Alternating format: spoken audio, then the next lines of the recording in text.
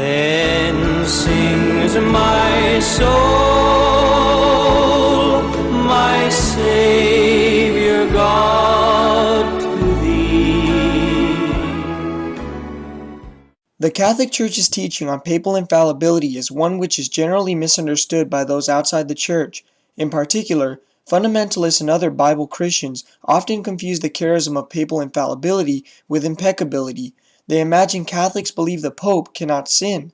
Others, who avoid this elementary blunder, think the Pope relies on some sort of amulet or magical incantation when an infallible definition is due. Given these common misapprehensions regarding the basic tenets of papal infallibility, it is necessary to explain exactly what infallibility is not. Infallibility is not the absence of sin, nor is it a charism that belongs only to the Pope. Indeed, infallibility also belongs to the body of bishops as a whole when in doctrinal unity with the Pope, they solemnly teach a doctrine as true. We have this from Jesus himself, who promised the apostles and their successors the bishops, the magisterium of the church, "He that heareth you, heareth me, and whatsoever ye shall bind on earth shall be bound in heaven." Vatican II's explanation. Vatican II explained the doctrine of infallibility as follows.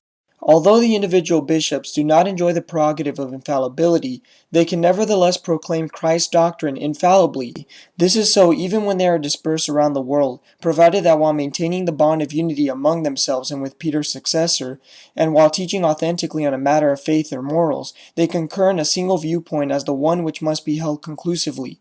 This authority is even more clearly verified when, gathered together in an ecumenical council, they are teachers and judges of faith and morals for the universal church. Their definitions must then be adhered to with the submission of faith.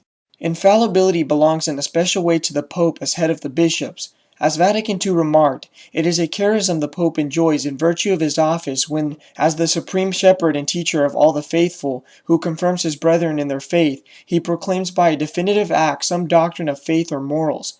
Therefore, his definitions of themselves, and not from the consent of the Church, are justly held irreformable, for they are pronounced with the assistance of the Holy Spirit, an assistance promised to him in Blessed Peter. The infallibility of the Pope is not a doctrine that suddenly appeared in Church teaching. Rather, it is a doctrine which was implicit in the early Church. It is only our understanding of infallibility which has developed and become more clearly understood over time. In fact, the doctrine of infallibility is implicit in these Petrine texts, John 21, verses 15 through 17, Luke 22, verse 32, and Matthew 16, verse 18. Based on Christ's mandate. Christ instructed the church to preach everything he taught, and promised the protection of the Holy Spirit to guide you into all truth. That mandate and that promise guarantee the church will never fall away from his teachings, even if individual Catholics might. As Christians began to more clearly understand the teaching authority of the Church and the primacy of the Pope, they developed a clearer understanding of the Pope's infallibility. This development of the faithful's understanding has its clear beginnings in the early Church. For example, Cyprian of Carthage, writing in about 256, put the question this way: would the heretics dare to come to the very seat of Peter, whence apostolic faith is derived, and whither no errors can come?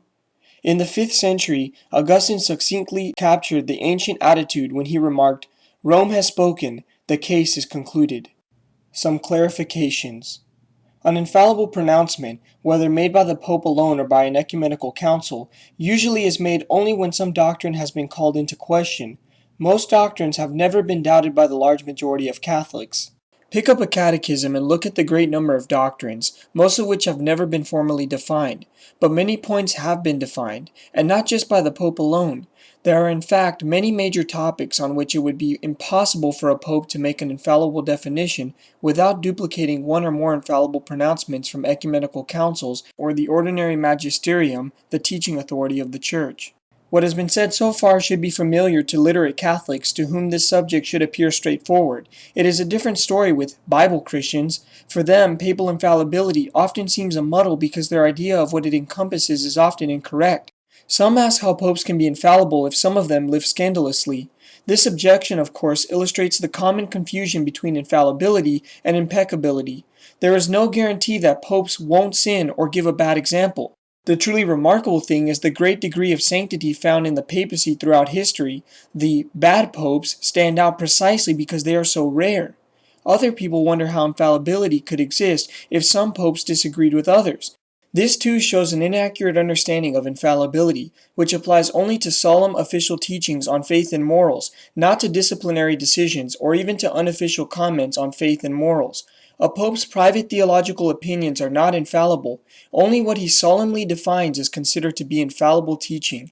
Even fundamentalists and evangelicals who do not have these common misunderstandings often think infallibility means that popes are given some special grace that allows them to teach positively whenever truths need to be known. But that is not quite correct either. Infallibility is not a substitute for theological study on the part of the pope. What infallibility does do is prevent a pope from solemnly and formally teaching us truth, something that is in fact error. It does not help him know what is true, nor does it inspire him to teach what is true. He has to learn the truth the way we all do, through study, though, to be sure, he has certain advantages because of his position. Peter not infallible? As a biblical example of papal fallibility, fundamentalists like to point to Peter's conduct at Antioch, where he refused to eat with Gentile Christians in order not to offend certain Jews from Palestine.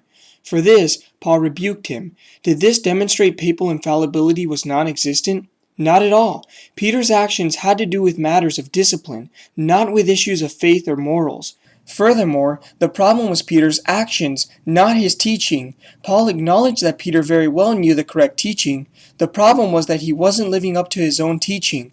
Thus, in this instance, Peter was not doing any teaching, much less was he solemnly defining a matter of faith or morals. Fundamentalists must also acknowledge that Peter did have some kind of infallibility. They cannot deny that he wrote 2 infallible epistles of the New Testament while under protection against writing error. So if his behavior at Antioch was not incompatible with this kind of infallibility, neither is bad behavior contrary to papal infallibility in general. Turning to history, critics of the church cite certain, quote, errors of the popes. Their argument is really reduced to 3 cases, those of Popes Liberius, Vigilius, and Honorius, the 3 cases to which all opponents of papal infallibility turn, because they are the only cases that do not collapse as soon as they are mentioned. There is no point in giving the details here. Any good history of the church will supply these facts, but it is good enough to note that none of these cases meet the requirements outlined by the description of papal infallibility given at Vatican I. Their favorite case. According to fundamentalist commentators, their best case lies with Pope Honorius. They say he specifically taught monothelitism, a heresy that held that Christ had only one will, a divine one, not 2 wills, a divine one and a human one, as all Orthodox Christians hold. But that's not at all what Honorius did. Even a quick review of the record shows he simply decided not to make a decision at all. As Ronald Knox explained, to the best of his human wisdom, he thought the controversy ought to be left unsettled for the greater peace of the church. In fact, he was an inopportunist. We, wise after the event, say that he was wrong, but nobody, I think, has ever claimed that the Pope is infallible in not defining a doctrine. The rejection of papal infallibility by Bible Christians stems from their view of the church. They do not think Christ established a visible church, which means they do not believe in a hierarchy of bishops headed by the Pope. It is simple enough to point out that the New Testament shows the apostles setting up, after their master's instructions, a visible organization, and nearly every Christian writer in the early centuries, in fact, nearly all Christians until the Reformation, fully recognized that Christ set up an ongoing organization. One example of this ancient belief comes to us from Ignatius of Antioch. In his 2nd century letter to the church in Smyrna, he wrote, "Wherever the bishop appears, let the people be there, just as wherever Jesus Christ is, there is the Catholic Church." If Christ did set up such an organization, he must have provided for its continuation, for its easy identification, that is, it had to be visible so it could be found, and since he would be gone from earth, for some method by which it could preserve his teachings intact. All this was accomplished through the apostolic succession of bishops, and the preservation of the Christian message in its fullness was guaranteed through the gift of infallibility of the church as a whole, but mainly through its Christ-appointed leaders, the bishops as a whole, and the Pope as an individual. It is the Holy Spirit who preserves the Pope from officially teaching error, and this charism follows necessarily from the existence of the church itself. If, as Christ promised, the gates of hell will not prevail against the church, then it must be protected from fundamentally falling into error, and thus away from Christ. It must prove itself to be a perfectly steady guide in matters pertaining to salvation. Of course, infallibility does not include a guarantee that any particular pope won't neglect to teach the truth, or that he will be sinless, or that mere disciplinary decisions will be intelligently made. However, he must be able to teach rightly, since instruction for the sake of salvation is a primary function of the church. For men to be saved, they must know what is to be believed. They must have a perfectly steady rock to build upon and to trust as the source of solemn Christian teaching. And that's why papal infallibility exists. Since Christ said the gates of hell would not prevail against his church, this means that his church can never pass out of existence. But if the church ever apostatized by teaching heresy, then it would cease to exist, because it would cease to be Christ's church. Thus, the church cannot teach heresy, meaning that anything it solemnly defines for the faithful to believe is true. This same reality is reflected in the Apostle Paul's statement that the church is the, quote, pillar and ground of the truth. If the church is the foundation of religious truth in the world, then it is God's own spokesman. As Christ told his disciples, he that heareth you heareth me, and he that despiseth you despiseth me, and he that despiseth me despiseth him that sent me.